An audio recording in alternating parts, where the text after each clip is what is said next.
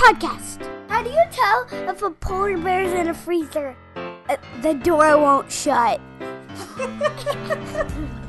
Welcome to the Knowing Podcast for kids. Yay!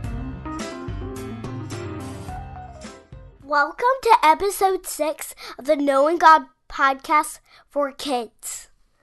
And I am Aaron. And I am Bob. And I'm Grayson.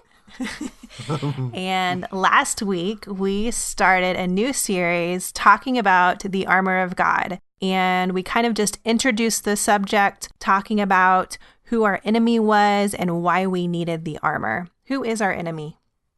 Satan. That's right. And he used to be an angel. He did. And then what happened? How did he not be an angel anymore? I don't know. Did he kind of want to be like God? Yeah. Yeah, and he had pride, and he was jealous. Yeah. And so God had to kick him out of heaven, right? Uh-huh. And his name used to be Lucifer, and now it's what? Satan. Yes, and he's our enemy, and he is the reason why we need the armor. So today, how about we start our podcast with reading part of a story? Do you want to do that? I can't read. Okay, I'll take care of that. How about Dad read it? Yeah. Okay. And he reads it out loud for me. That sounds good to me. Okay. My name, Otto Walsh, was no longer important. Instead, I was number 158, and so were several thousand more young men in October of 1942. As thousands of numbers were stirred up with a spoon during World War II, number 158 was the first number to be drawn. Later, as they checked my height, weight, eyesight, and teeth to see if I was fit to serve my country, it seemed like my life was about to drastically change. I had just turned 21 a few months before, and for as long as I could remember, I worked on our family farm in Georgia. I didn't know anything about weapons, fighting, or the military. Ever since I was 10, I had always wanted to be a writer, and I had spent as much time as I could reading books and dreaming up stories. Now I was doing my best to try to see the good side of being in the military. Maybe it would help me write, I kept thinking as I rode on the bus to basic training. Basic training was going to prepare me for battle. I was going to learn who my enemy was and how to use my armor and my weapons. So this is a story about a young man named Otto, and he found out he was getting ready to enter World War II, and he had to go to basic training to learn how to use his equipment and his armor and his weapons. And in last week's episode, we talked about our own enemy and how we must be prepared to battle against him. The good news is we don't have to battle against him all by ourselves. God has given us his armor. And like we talked last week, it's the exact same armor that he uses.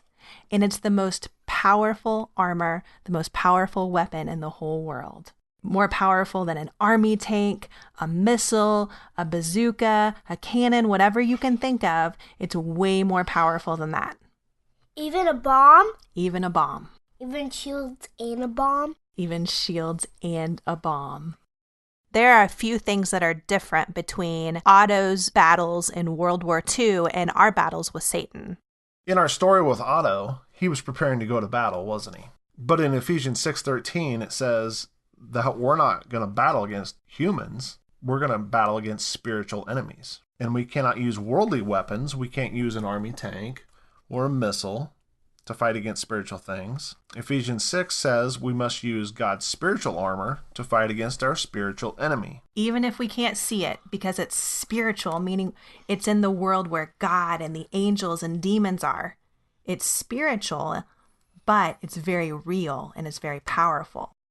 So in our story, Otto was given a uniform and equipment for protection and weapons to fight his enemies. But what if he went out to battle and he didn't have any of those things? What if he left his gun laying on his bed and he chose not to use his helmet or any of his other equipment? What if he'd been in charge of an army tank, but he never learned how to drive that tank? God gives us his armor, but we have to learn how to use it and we have to learn how to put it on. Ephesians 6:13 says, put on the whole armor of God. He tells us to put it on, doesn't he, Grayson?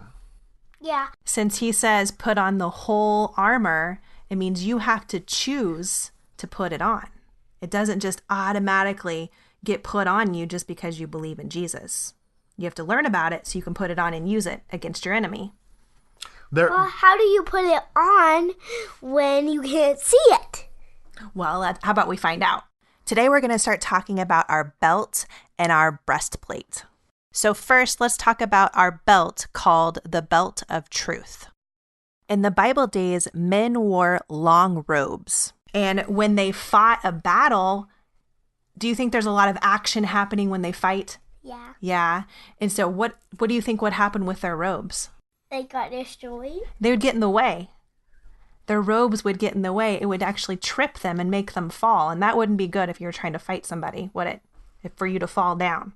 And so what they had to do was something called girding up their loins. And it means they had to take the robe and they had to tuck it in their belt so they wouldn't trip. That'd be a good idea, wouldn't it? Yes, it certainly would.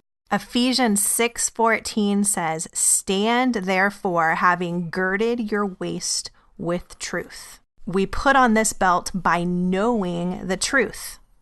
And when we do put on the belt, we won't trip and fall. The Bible says that Satan is the father of lies. Just like we talked about last week, he can be very tricky because he takes just a little bit of truth like he did with Eve, and he twists it and turns it into a lie. And if you don't have that belt of truth on, then you'll believe his lies. And it's like you haven't girded up your loins and you're going to trip and fall. But if you do put this belt on, you are going to be prepared and you won't be tricked by his lies. So how do we find out the truth?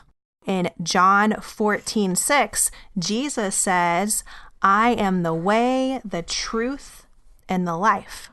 So did you hear that? Jesus said, "I am the truth." So here is how we put on our belt of truth. We keep our eyes, our focus, our attention on Jesus because he is the truth.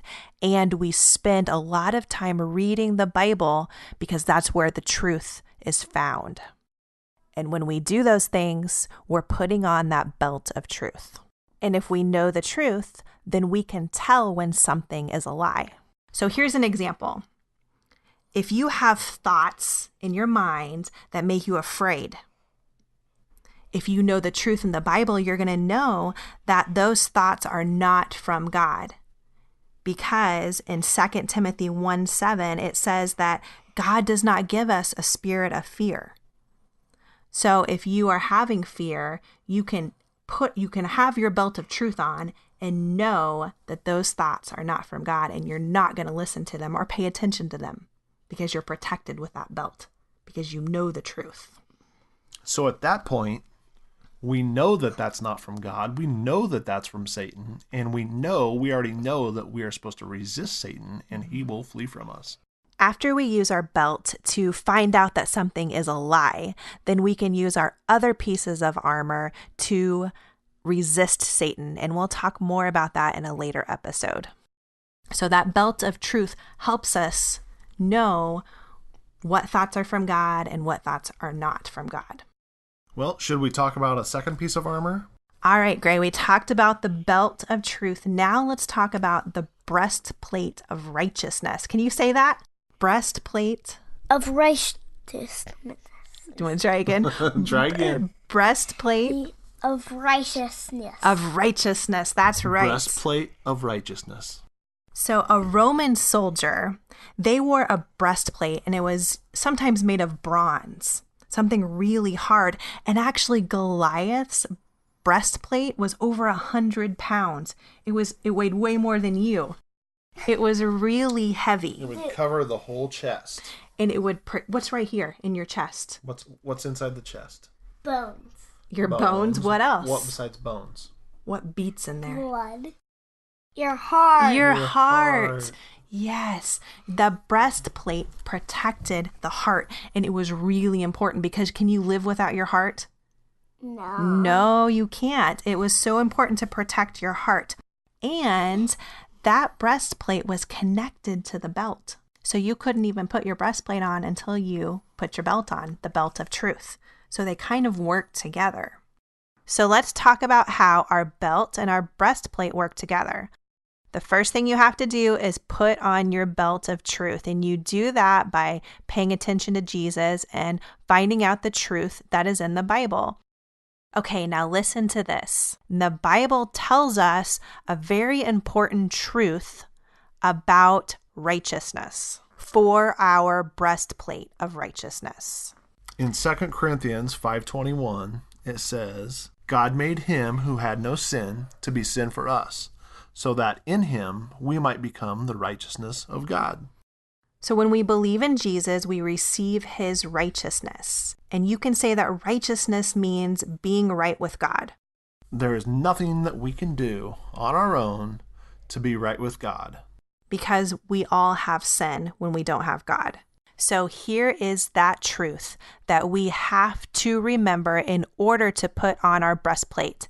And that is the righteousness that we receive from Jesus is not based on what we do.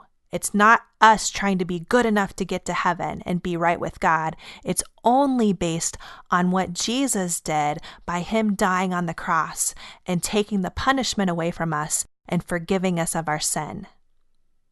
When we remember that it is a free gift, then we're able to take that truth that's found in the Bible and put the belt on and then take our breastplate of righteousness, which is a free gift, and put it on, protect our heart, and connect the belt and the breastplate together. Now, knowing this important truth that it is a free gift from God is not only important to put on our breastplate, but it's also really important to know when we are putting on our shoes and our helmet. And we'll be talking about both of those pieces of armor in the next episode. Also, if you missed episode 3, we are talking about guarding our heart with our breastplate. Make sure that you go back to episode 3 of our podcast to listen more about how you can guard and protect your heart. So we talked about our belt of truth and our breastplate of righteousness today. And next time we will talk about our helmet and our shoes. So don't forget to go to our website at hideandseekministries.com/podcast to get your free worksheet for this episode.